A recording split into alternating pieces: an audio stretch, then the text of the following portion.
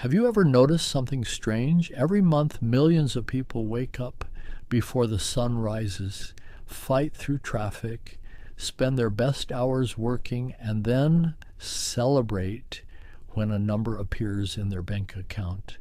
And yet, most of them are no closer to the life they truly want. They earn, they spend, they repeat, year after year. And one day they wake up wondering where all the time went. My name is Grandpa T, and today I want to share a perspective that may make you uncomfortable. But discomfort is often the doorway to wisdom. Your salary might be a bribe, not because money is evil, not because working is wrong, but because a salary can become just comfortable enough to make you postpone your dreams. And if you're not careful, what was meant to be a tool can become a cage. Let's talk about it. Imagine a bird born inside a golden cage. The cage is beautiful. The bars are polished. The food arrives every day. The bird is safe. Its life is predictable, comfortable. But there is one problem. The bird forgets it was born to fly. Many people live this way. The salary arrives every 2 weeks or every month, just enough to pay the bills, just enough to buy a few pleasures, just enough to make tomorrow feel unnecessary, just enough to delay taking risks. People love delaying doing something and say they'll do it tomorrow, and tomorrow has buried more dreams than failure ever has. Think about that. Most dreams don't die because people fail. They die because people wait. They die because people become comfortable. They die because people trade possibility for predictability. And the salary, while valuable, can sometimes become the pillow that puts ambition to sleep. Now, before you misunderstand me, I'm not saying quit your job. I'm not saying reject income. I'm not saying money is bad. In fact, money is one of the most powerful tools ever created. The question is not whether you earn money. The question is, what is your money building? Because every dollar is a worker. Every penny is an employee. Every paycheck should receive instructions from you. Because every month your money asks a simple question. Master, what would you like me to build? For many people, the answer is temporary pleasure, new gadgets, new clothes, more subscriptions, more entertainment, more distractions. The modern world has become exceptionally skilled at convincing people to spend money on things that make them feel rich without actually becoming rich. The system loves consumers, but it rewards builders. And there is a massive difference between the two. Imagine two people earning exactly the same salary. The first person spends nearly everything seeking comfort. The second person spends a portion building capability. Books, courses, skills, businesses, health, investments, relationships, discipline. At first, they look identical. After 1 year, there is little difference. After 5 years, the gap becomes visible. After 10 years, they appear to be living on different planets. Because small investments in growth compounds, and compounding is one of the greatest forces in existence. A tree does not become mighty overnight. It grows ring by ring, root by root, season by season. Likewise, a great life is not built in giant leaps. It is built through small, repeated decisions. The dangerous thing about short-term gratification is that it always feels harmless. One purchase isn't dangerous. One distraction isn't dangerous. One wasted weekend isn't dangerous. But life is rarely changed by single decisions. Life is changed by repeated decisions. A dripping faucet can eventually fill a bucket. A leaking boat can eventually sink. And a habit repeated for years eventually becomes destiny. The tragedy is that many people spend decades watering weeds while wondering why flowers never grow. Your salary should be fuel, not fireworks. Fuel creates movement.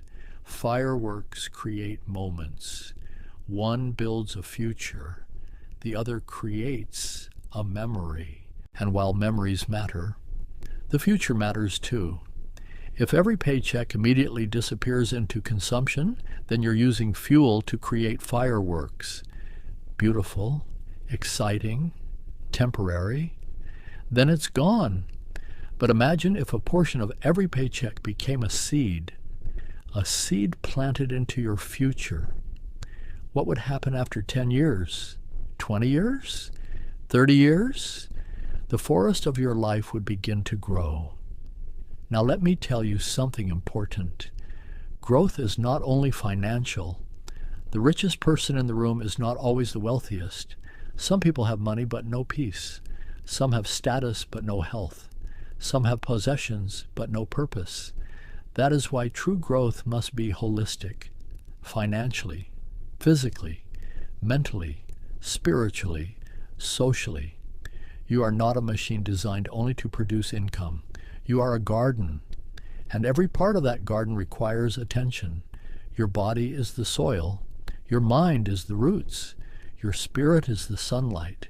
Your habits are the water, and your future is the harvest. Neglect one area long enough, and eventually the entire garden suffers. Many people spend years upgrading their phones, but never upgrade their thinking. They invest thousands into appearance, but almost nothing into wisdom. They chase better entertainment, but avoid becoming a better version of themselves. The irony is astonishing. The greatest asset you will ever own is not your house, not your car, not your investment portfolio. It is you, because every future achievement must first pass through the person you become. Now, before we continue, if this message resonates with you, take a moment to like this video, not for the algorithm, for the reminder, a reminder that your life deserves intentionality. And if you're someone who wants more wisdom, deeper thinking, and practical insights about building a meaningful life, subscribe to the channel. And I would love to hear from you in the comments. What is one thing you're investing in right now that your future self will thank you for? Let this become a conversation, not just a video. Now let's continue. There is a story I often think about. Two men were given the same amount of water every day. The first drank all of it immediately. The second drank some and used the rest to plant seeds.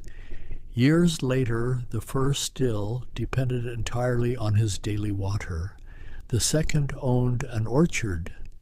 That water is your salary. The question is, are you consuming all of it?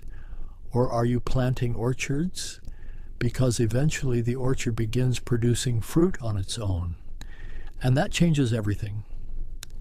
The most powerful shift you can make is this. Stop seeing your salary as the destination.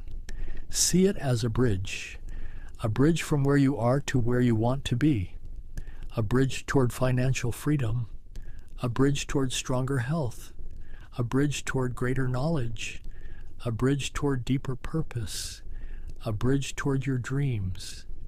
The bridge is valuable, but no one builds a house on a bridge. You use it to reach the other side. One day your life will be measured, not by how many paychecks you received, not by how many possessions you accumulated, not by how many promotions you earned, but by what you built, what you became, what you contributed, what you created, what kind of person emerged from the years you were given. And that is why I say your salary can be a bribe to delay your dreams, but it can also be the tool that builds them. The difference is not the amount. The difference is the mindset. The difference is the strategy. It's all in how you play the game. Remember this, the paycheck is not the prize. You are. The dream is. The future you are building is. Money is simply a servant, a hammer, a seed, a bridge, a tool. Never confuse the tool with the purpose, and never become so comfortable inside the golden cage that you forget you were born with wings, because your dreams are still waiting. Your potential is still waiting. The life you imagine is still waiting. And every paycheck gives you another opportunity to move toward it. So use it wisely. I am Grandpa T, and I'll see you again in the next one.